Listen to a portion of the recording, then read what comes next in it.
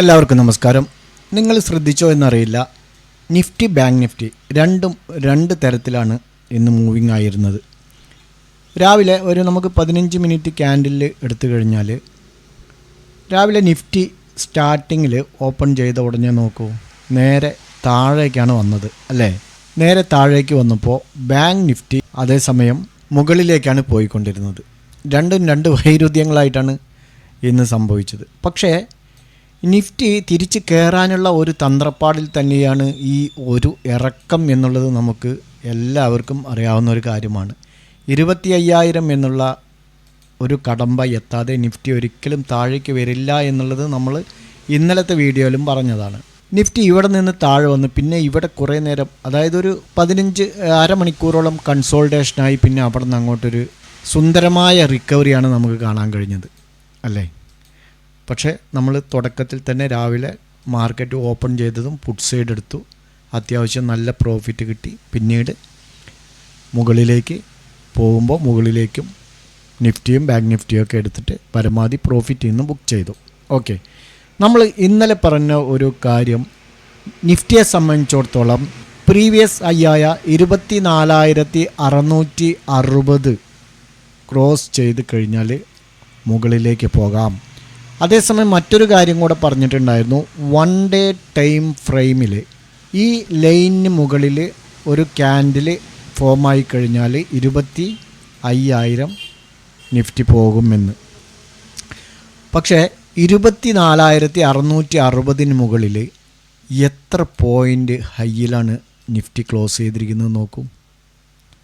137 point ഹൈയിലാണ് close ചെയ്തിരിക്കുന്നത്. അതായത് 180ഓളം point പോയിട്ട് പിന്നീട് 140 പോയിൻ്റ് പോസിറ്റീവിലാണ് ക്ലോസ് ചെയ്തിരിക്കുന്നത് ഈ ലൈനിന് മുകളിൽ. ആൾമോസ്റ്റ് 25,000 അടുത്തേക്ക് എത്തി. 24,838 വരെ നിഫ്റ്റി എത്തിയിട്ടുണ്ട്. ഇനി കേവലം ഒരു 150 പോയിൻ്റ് കൂടെ എത്തിക്കഴിഞ്ഞാൽ 25,000 മുകളിൽ ചിലപ്പോൾ ഒരു 10-25 പോയിൻ്റ് പോയേക്കാം. ഓക്കെ, ഈ മാസം ലാസ്റ്റ് വീക്കോട് കൂടി, അതായത് 23-25 ഉള്ളിലാണ് 25,000 പോകുമെന്നാണ് നമ്മൾ ഇന്നലത്തെ അനലൈസ് പ്രകാരം വീഡിയോയിൽ പറഞ്ഞത്. പക്ഷേ ഇന്ന് തന്നെ നിഫ്റ്റി ഇത്രയും ദൂരം പോയതുകൊണ്ട് ചിലപ്പോൾ നാളെ തന്നെ 25,000 ടച്ച് ആവുമോ? ടച്ചായിക്കൂടാന്നില്ല, എന്നാലോ ടച്ച് ആവാൻ ചാൻസും ഇല്ല. അത്തരത്തിലുള്ള ഒരു മൂവിങ് ആണ് ഇപ്പോൾ നിഫ്റ്റിയിൽ കണ്ടുകൊണ്ടിരിക്കുന്നത്. ഇനി ബാങ്ക് നിഫ്റ്റിയുടെ കാര്യം എടുത്തു കഴിഞ്ഞാൽ ഒരു തനി സൈഡ് വേ ആണ്. കുറേ ദിവസമായിട്ട് ബാങ്ക് നിഫ്റ്റി ഒരു സൈഡ് വേ തന്നെയാണ്. ഇപ്പോൾ ഇന്നത്തെ കാര്യം എടുത്താലും 1 അവർ ടൈം ഫ്രെയിമിലെടുത്ത കണ്ടോ, ഗംഭീര സൈഡ് വേ. അതുകൊണ്ട് തന്നെ നാളെ നിഫ്റ്റിയിൽ ഒരു സൈഡ് വേ നമ്മൾക്ക് പ്രതീക്ഷിക്കാം. ബാങ്ക് നിഫ്റ്റിയിൽ ഏതെങ്കിലും ഒരു ഭാഗത്തേക്ക് ഒരു മൂവിങ്ങും നമുക്ക് പ്രതീക്ഷിക്കാം. ഒന്നുമില്ലെങ്കിൽ മുകളിലേക്ക് പോകാം.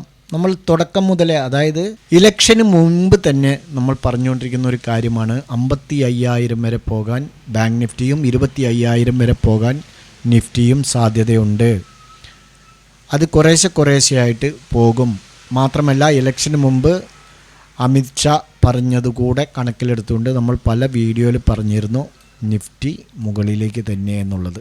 ഏതായിരുന്നാലും ആ ഒരു മൈൽ സ്റ്റോൺ ടച്ച് ചെയ്യാൻ ഇനി കേവലം 100 മുകളിൽ പോയിൻ്റുകൾ മാത്രമേ ഉള്ളൂ. നമുക്ക് കാത്തിരുന്ന് കാണാം. ഓക്കെ, അപ്പോൾ ഇനി നമുക്ക് നാളെ നിഫ്റ്റിയിൽ എങ്ങനെ ചെയ്യാം, ബാങ്ക് നിഫ്റ്റിയിൽ എങ്ങനെ ചെയ്യാം എന്നുള്ളത് നോക്കാം. പറഞ്ഞത് രൂപത്തിൽ നിഫ്റ്റിയിൽ ചെയ്യുമ്പോൾ, നിഫ്റ്റിയിൽ നാളെ നമ്മൾ ട്രേഡ് എടുക്കുമ്പോൾ പ്രത്യേകം ശ്രദ്ധിക്കേണ്ട കാര്യം, നിഫ്റ്റി ഹാൾ ടൈം ഹൈയിലാണുള്ളത്, ഏകദേശം 25,000 അടുത്തെത്തി. അതേസമയം ബാങ്ക് നിഫ്റ്റി ആണെങ്കിൽ ഒരു മൂവിങ്ങും ഇല്ല.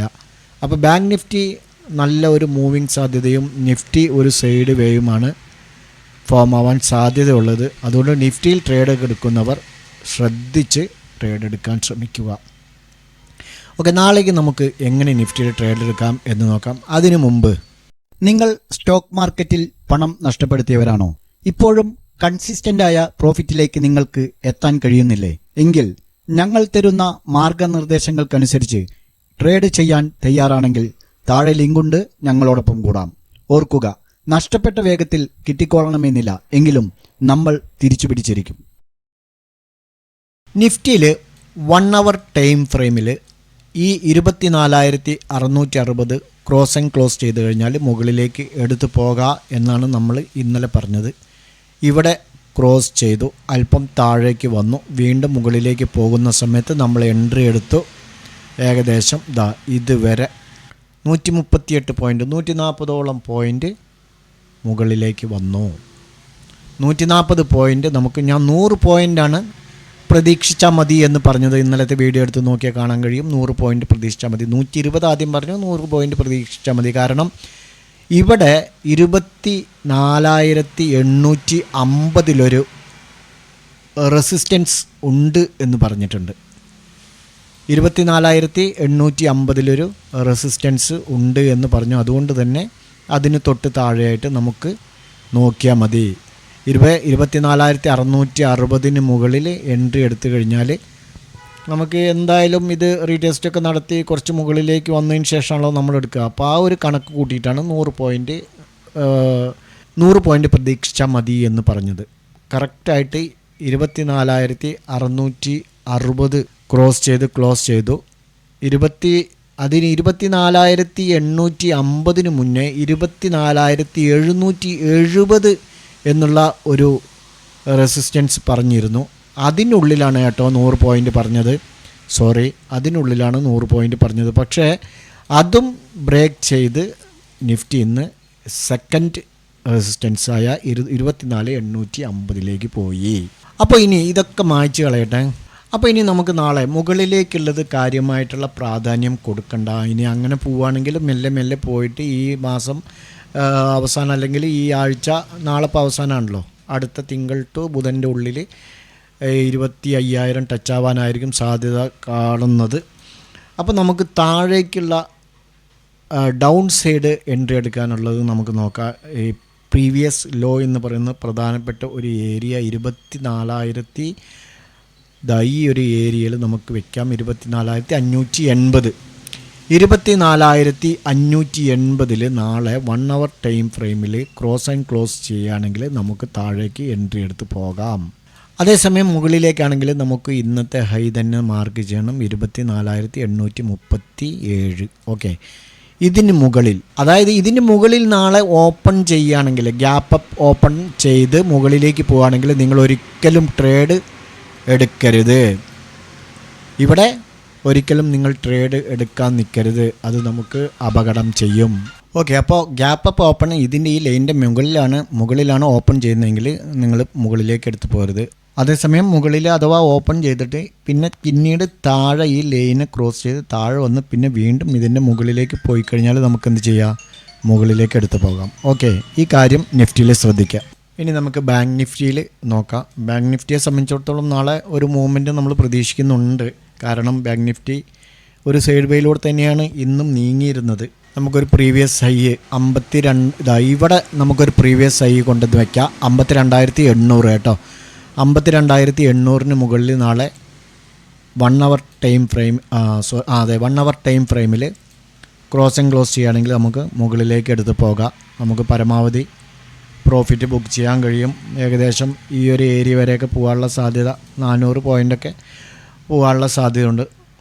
അതേസമയം ഇനി താഴേക്ക് വരികയാണെങ്കിൽ നമുക്ക് ഈ ഒരു സിങ്ങാണുള്ളത്. ഈ ഒരു സിങ്ങിന് താഴെ 52,200 ആണ്. 52,200 നമ്മൾ എപ്പോഴും വെക്കുന്ന 52,050 ക്രോസ് ചെയ്യുകയാണെങ്കിൽ ഒന്നുകൂടെ സേഫ്റ്റി ആയിട്ട് നമുക്ക് താഴേക്കും എടുത്തു പോകാം. അപ്പോൾ ബാങ്ക് നിഫ്റ്റിയിൽ ഇങ്ങനെയാണ്. ബാങ്ക് നിഫ്റ്റിയെ സംബന്ധിച്ചിടത്തോളം ഇതാണ് 52,060. 52,200 ക്രോസ് ചെയ്താൽ നമുക്ക് എടുത്തു വരാം. പക്ഷേ ഒരു 100 പോയിൻ്റൊക്കെയാണ് നമുക്ക് പ്രതീക്ഷിക്കാൻ കഴിയുകയുള്ളൂ. അതേസമയം 52,050 താഴെ ക്രോസ് ചെയ്യുകയാണെങ്കിൽ നമുക്ക് ധൈര്യമായിട്ട് താഴേക്ക് എടുത്തു വരാം. അത്യാവശ്യം പ്രോഫിറ്റ് നമുക്ക് ബുക്ക് ചെയ്യാൻ കഴിയും. ഓക്കെ, അപ്പോൾ ബാങ്ക് നിഫ്റ്റിയിൽ ഇങ്ങനെ നമുക്ക് നാളെ ട്രേഡ് ചെയ്യാൻ ശ്രമിക്കുക. ഇന്നലെ കൊടുത്ത 2 സ്റ്റോക്കുകളുടെ പെർഫോമൻസ് നമുക്ക് നോക്കുക. ഹിൻഡാൽകോ 687 സെൽ എൻട്രിയാണ് പറഞ്ഞത്. 684 വരെ ലോ വന്നിട്ടുണ്ട്.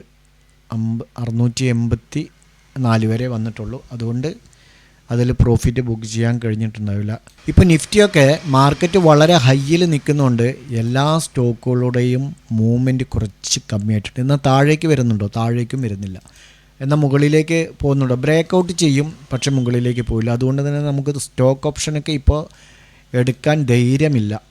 വളരെ ശ്രദ്ധിച്ചെടുക്കേണ്ട ഒരു സമയമാണിപ്പോൾ. ഒരു ബ്രേക്ക് ഔട്ട് തരും, പക്ഷേ അത് ഫേക്ക് ബ്രേക്ക് ഔട്ടായിരിക്കും, അല്ലെങ്കിൽ മൂവ്മെൻറ്റ് ഉണ്ടാവില്ല. ഒരു പവർഫുള്ളി റാലി കിട്ടുന്നില്ല സ്റ്റോക്കുകളിൽ. അതുകൊണ്ട് സ്റ്റോക്കുകൾ പരമാവധി ശ്രദ്ധിച്ച് തന്നെ നമ്മൾ എടുക്കണം. അതേസമയം നിഫ്റ്റി 25,000 ടച്ച് ചെയ്ത് കഴിഞ്ഞാൽ പിന്നെ അവിടുന്ന് താഴേക്ക് തന്നെ വരാനുള്ള സാധ്യത, എന്തായാലും ഒരു 10-700 പോയിൻ്റൊക്കെ താഴെ വരാനുള്ള സാധ്യത നമ്മൾ മുൻകൂട്ടി കാണണം. അതിനനുസരിച്ച് നമുക്ക് അപ്പോൾ സെറ്റപ്പ് ചെയ്യാം. ത്രിവേണി ടർബൈൻ നമുക്ക് ബൈ എൻട്രി ആയിരുന്നു 646, 660 വരെ പോയിട്ടുണ്ട്.